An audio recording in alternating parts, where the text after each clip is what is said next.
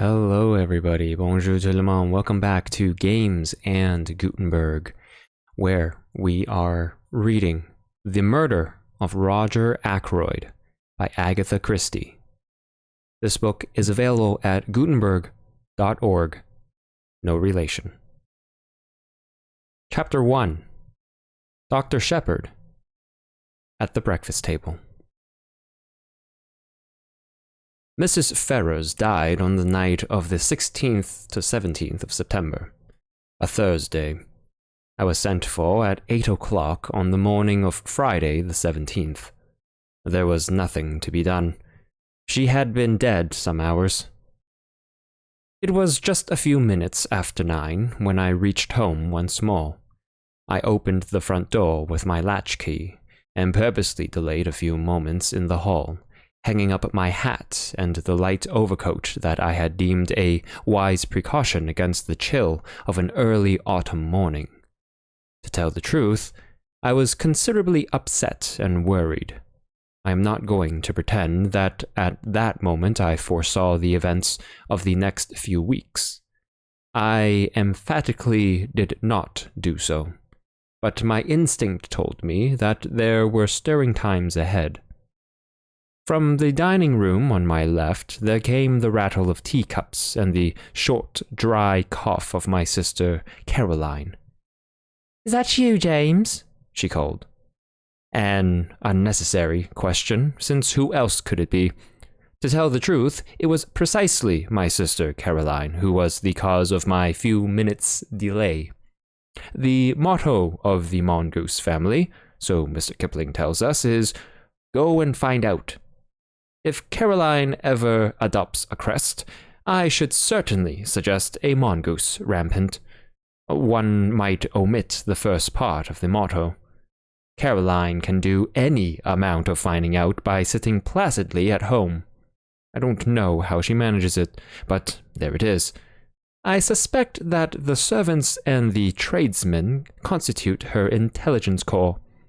When she goes out, it is not to gather in information, but to spread it.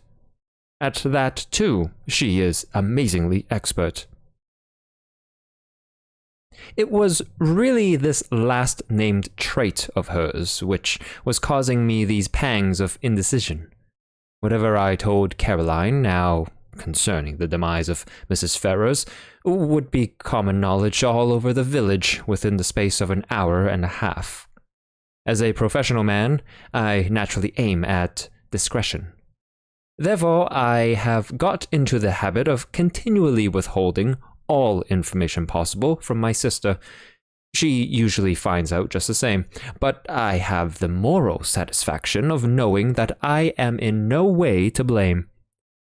Mrs. Ferrars's husband died just over a year ago, and Caroline has constantly asserted, without the least foundation for the assertion, that his wife poisoned him.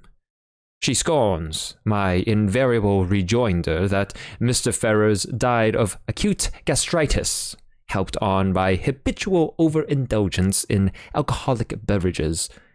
The symptoms of gastritis and arsenical poisoning are not, I agree, unlike, but Caroline bases her accusation on quite different lines. "You've only got to look at her," I have heard her say. Mrs. Ferrars, though not in her first youth, was a very attractive woman, and her clothes, though simple, always seemed to fit her very well, but all the same, lots of women buy their clothes in Paris and have not, on that account, necessarily poisoned their husbands. As I stood hesitating in the hall, with all this passing through my mind, Caroline's voice came again, with a sharper note in it. "What on earth are you doing out there, James? Why don't you come and get your breakfast?" "Just coming, my dear," I said hastily. "I've been hanging up my overcoat." "You could have hung up half a dozen overcoats in this time." She was quite right. I could have. I walked into the dining room, gave Caroline the accustomed peck on the cheek, and sat down to eggs and bacon. The bacon was rather cold. You've had an early call, remarked Caroline. Yes, I said. King's Paddock, Mrs. Ferrars. I know, said my sister. How did you know? Annie told me. Annie is the house parlour-maid. A nice girl, but an inveterate talker. There was a pause. I continued to eat eggs and bacon. My sister's nose, which is long and thin, quivered a little at the tip, as it always does when she is interested or excited over anything. Well? She demanded. A bad business. Nothing to be done. Must have died in her sleep. I know, said my sister again. This time, I was annoyed. You can't know, I snapped. I didn't know myself until I got there, and I haven't mentioned it to a soul yet. That girl Annie knows. She must be a clairvoyant. It wasn't Annie who told me. It was the milkman. He had it from the Ferrars' cook. As I say, there is no need for Caroline to go out to get information. She sits at home, and it comes to her. My sister continued. What did she die of? Heart failure? Didn't the milkman tell you that? I inquired sarcastically. Sarcasm is wasted on Caroline. She takes it seriously and answers accordingly. He didn't know, she explained. After all, Caroline was bound to hear sooner or later. She might as well hear from me. She died of an overdose of Veronal. She's been taking it lately for sleeplessness. Must have taken too much. Nonsense, said Caroline immediately. She took it on purpose. Don't tell me. It is odd how, when you have a secret belief of your own which you do not wish to acknowledge, the voice of it by someone else will rouse you to a fury of denial. I burst immediately into indignant speech. There you go again, I said, rushing along without rhyme or reason. Why on earth should Mrs. Ferrars wish to commit suicide? A widow, fairly young still, very well off, good health, and nothing to do but enjoy life. It's absurd. Not at all. Even if you must have noticed how different she has been looking lately. It's been coming on for the last 6 months. She's looked positively hag-ridden, and you have just admitted that she hasn't been able to sleep. What is your diagnosis? I demanded coldly. An unfortunate love affair, I suppose. My sister shook her head. Remorse, she said, with great gusto. Remorse? Yes. You never would believe me when I told you she poisoned her husband. I'm more than ever convinced of it now. I don't think you're very logical, I objected. Surely, if a woman committed a crime like murder, she'd be sufficiently cold-blooded to enjoy the fruits of it without any weak-minded sentimentality such as repentance. Caroline shook her head. There probably are women like that, but Mrs. Ferrars wasn't one of them.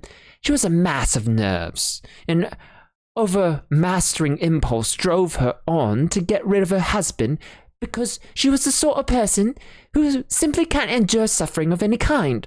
And there's no doubt that the wife of a man like Ashley Ferrars must have had us to suffer a good deal.